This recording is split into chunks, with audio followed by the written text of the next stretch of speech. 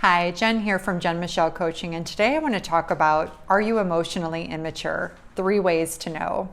For those of you new to my channel, I would love to invite you to subscribe. I release a video weekly.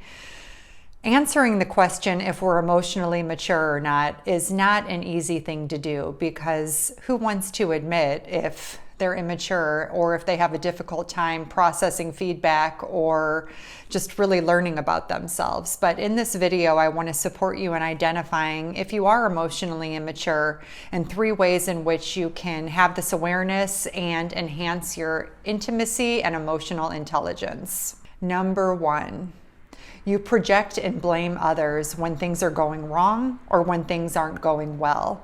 So as soon as difficult emotions hit, you start directing it outward. It's like you want to put it somewhere and you want to put it there fast.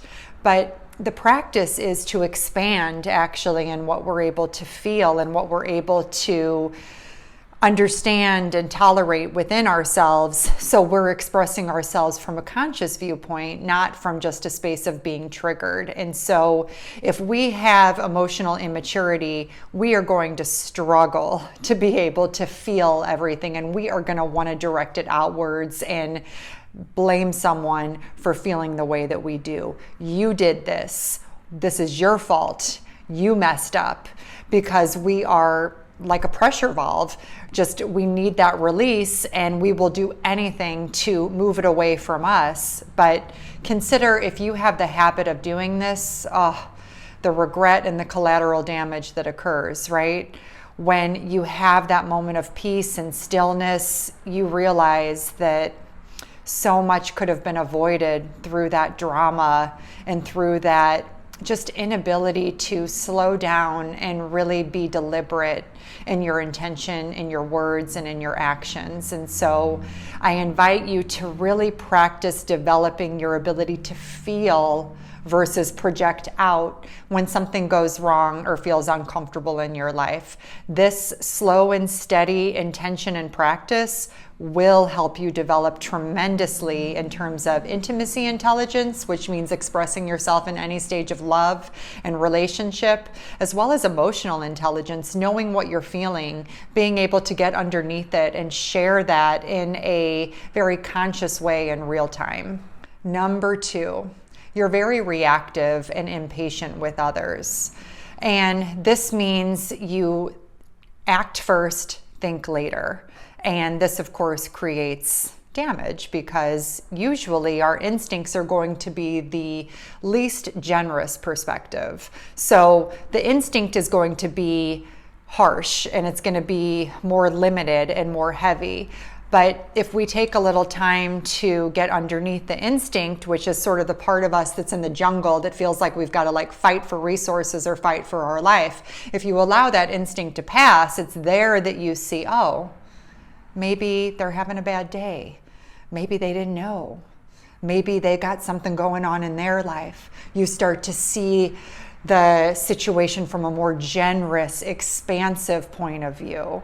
And so really look at yourself and your reactivity on something, because it is rooted in survival mode most of the time, where you've got to do it, you got to do it quickly and think about it later. Whereas if the situation doesn't warrant that, where can you slow down, take in different perspective, different possibility, and respond from that higher frequency? Because this is what expands consciousness, not only within ourselves, but it just creates so much love and goodwill when we can show up to life this way. And it has a ripple effect. People feel when you see them, when you assume the best, when you practice unconditional love in any way, people feel that, and it has a ripple effect. So it's no small thing.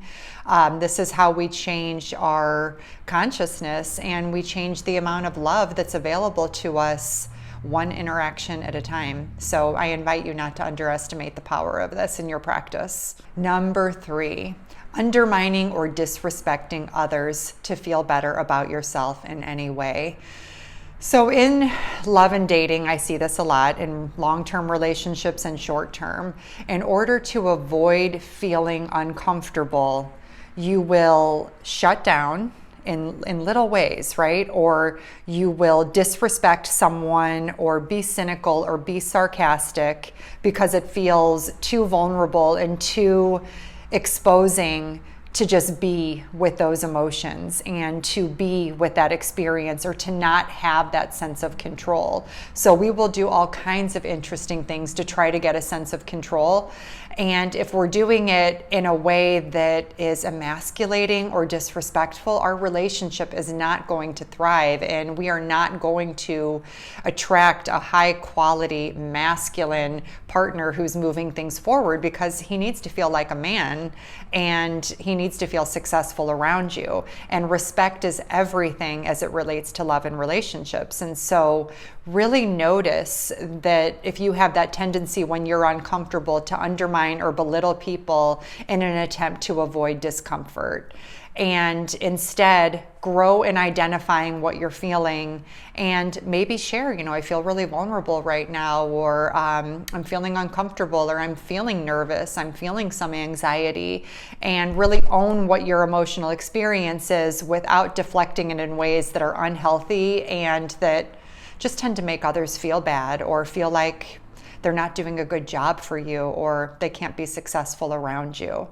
If you practice these 3 steps, I have no doubt that your intimacy intelligence and your emotional maturity will develop in a very, very deliberate and meaningful way in your life. And this translates to love, this translates to work, life, any area. So please apply this in anything and in any relationship that's important to you right now.